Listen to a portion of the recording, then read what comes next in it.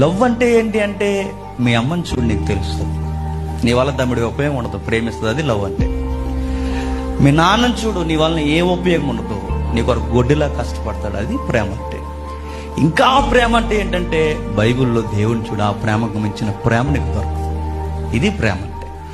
మరి ఆడెవడో నన్ను చూసి ఐ లవ్ యూ చెప్తున్నాడంటే అది ప్రేమ కదా, అది గాలి బ్యాచ్, అది లస్ట్, అది నీకు అర్థమవుతుందా? అది లస్ట్. ఆడంటాడు పక్కన ఇంకొకటితో, నాకు తను చూస్తుంటే నాకు ఏదోలా ఉందరా అని అంటాడు. ఆడో జోగి, ఇడో జోగి, ఇద్దరు రాసుకుంటే ఏం రాలేదట, ఆ బూడి దెబ్బది ప్రేమ కాదు. ఎక్కువగా ఈ టెంప్టేషన్లో మనం పడతాం. ప్రధానమైన యవనస్తులు పడే పాపం ఏంటి? ఇవే, ఈ వ్యామోహాల్లోనే ఎక్కువ పడతాం. బైబిల్ ఒక సూత్రం చెప్పింది, మీరు పాపములోనికి శోధనలోనికి ప్రవేశింపకుండానట్లు మెలకువ కలిగి ప్రార్థన చేయడం. ఇంతకు మించిన సీక్రెట్ ఇంకేమి లేదు.